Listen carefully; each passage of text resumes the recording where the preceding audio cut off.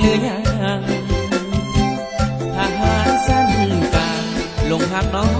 นางหัวใจจะพังน้องคนเดียวที่อ้ายหวังอย่าลังเกียจอ้ายเด้อคนดีอ้ายปากทหารจังแม่นปากหวานปานน้ำอ้อยหัวใจน้องหลุดลอยทหารสันน้อยคือเว้าจังสิ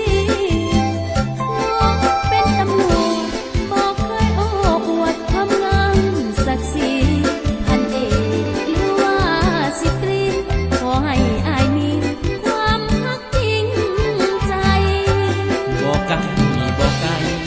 หัวใจตำรวจทหารย่านแต่น้องลำคาญอ้ายเป็นทหารประจำแนวหน้าจากปีจากเดือนน้องจะรอวันอ้ายกลับมาอ้ายอย่าตัวให้น้องคอยท่าแล้วอ้ายบ่มาอย่าน้องคอยเธออ้ายเป็นทหารใจกล้าหาญเกินห้อยเรื่องหน้าที่บ่ท้อถอยถ้าเกินห้อยให้น้องเสมออ้ายอย่าน้อมใจย้ำอยู่ห่างไกลอย่าเพ้อหักสองเฮาอย่าให้คอยเก้อตำรวจทหารให้หักจริงใจ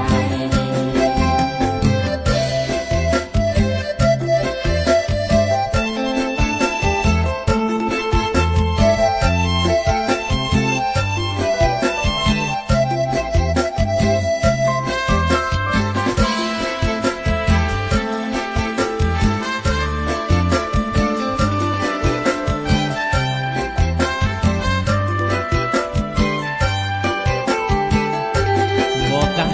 บอกไกลหัวใจตำรวจทหารย่านแต่น้องลำคาญอ้ายเป็นทหารประจำแนวหน้า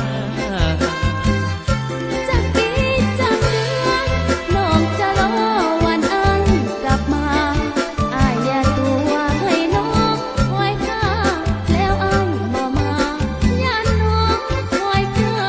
อ้ายเป็นทหารใจกล้าหาญเกินห้อยเรื่องหน้าที่บ่ท้อถอยถ้าเกินห้อยให้น้องเสมอ